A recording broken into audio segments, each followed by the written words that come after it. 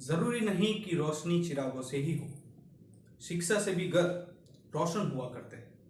चलो देर से ही सही, लेकिन हमारी एजुकेशन सिस्टम में बदलाव होने जा रहा है। न्यू एजुकेशन पॉलिसी 2020 के तहत इंडियन गवर्नमेंट के द्वारा नेक्स्ट ईयर से सारी स्कूल और हर जगह पे एनईपी का एप्लीकेशन होगा। मतलब कि अभी कोई भी इंस्टीट्यूट, कोई भी स्कूल वो एनईपी के तहत चलेगी। अभी एनईपी एग्जैक्टली है क्या और पहले की एजुकेशन से ये किस तरह से अलग है? अब तक 10+2 का सिस्टम था। 10+2 यानी कि 2 बार गवर्नमेंट जो है वो एग्जामिनेशन, बोर्ड एग्जामिनेशन जो है उस पर निगरानी रख रही थी। फर्स्ट एक 10th स्टैंडर्ड में एंड सेकंड 12th स्टैंडर्ड में। अभी ये पूरा सेगमेंट 10+2 से 5+3+3+4 का हो जाएगा। बेसिकली ये क्या रहता है, 5+3+3+4 यानी कि थर्ड ईयर तक, मतलब कि अगर कोई भी स्टूडेंट्स है वो 3 साल की एज कंप्लीट करता है तब से वो स्कूल जाना स्टार्ट करेगा और तब तक 5 साल तक ना कोई एग्जामिनेशन, ना कोई सिलेबस और ना ही किसी प्रकार का प्रेशर जो है वो रहेगा। मतलब कि स्टूडेंट्स को एक इंटरेस्ट बिल्डअप हो, इस तरह से ये फर्स्ट 5 का जो सेगमेंट है वो रहेगा वहां पे।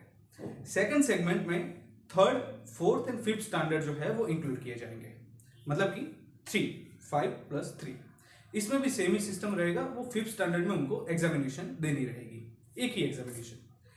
थर्ड सेगमेंट रहेगा 6, 7 और 8 स्टैंडर्ड में, और फोर्थ जो है वो रहेगा 9 to 12 स्टैंडर्ड में। अभी ये जो 2 सेगमेंट है उसमें बहुत ही अच्छी तरह से गवर्नमेंट ने बहुत सारी चीजें चेंज की है और बहुत तरीके से हमारा इंडियन कल्चर को, स्किल को, स्टार्टअप को और बिजनेस को बढ़ावा मिले, इस तरह से ये पूरा जो लास्ट का 3 and 4 का सेशन है वो एनईपी में डिजाइन किया गया है। अभी ये सबसे इंपॉर्टेंट इसलिए है क्योंकि ये एज में स्टूडेंट्स अपने फ्यूचर के रिलेटेड, अपने लाइफ के रिलेटेड जो माइंडसेट है वो इसी सेगमेंट में बनाते हैं।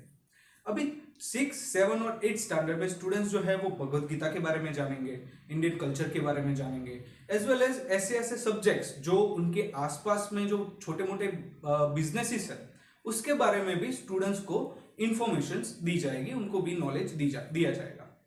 नेक्स्ट सेगमेंट जो आएगा वो है 9 to 12 का। अभी 9 to 12 के सेगमेंट में स्टूडेंट्स के पास फ्रीडम रहेगी कि वो कौन से सब्जेक्ट में जाना चाह रहा है, कौन से स्किल्स को चूज करना चाह रहा है। इन सारी चीजों के बारे में स्टूडेंट्स के पास एक फ्रीडम रहेगी। जैसे कि अभी तक क्या था, 3 सेगमेंट थे, like arts, commerce and science. इसमें से कोई भी एक स्ट्रीम आपको चूज करना रहता था।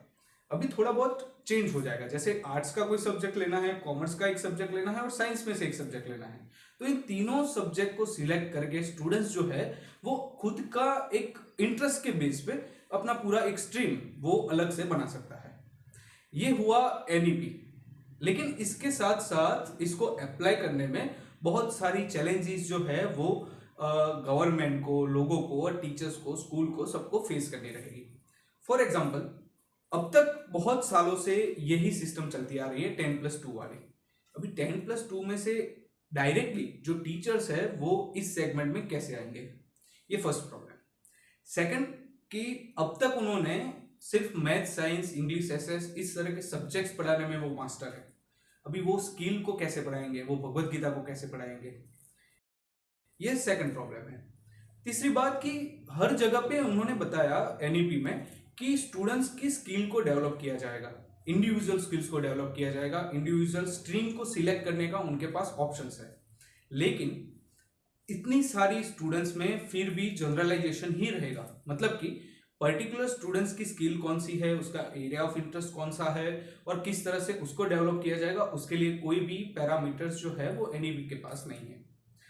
और भी बहुत सारी प्रॉब्लम्स है, लेकिन मैं ये जो 3-4 प्रॉब्लम्स मैंने आपको गिनाई, मैं उसी पे बात करूंगा क्योंकि इन सब का सॉल्यूशन वो मेरे पास है।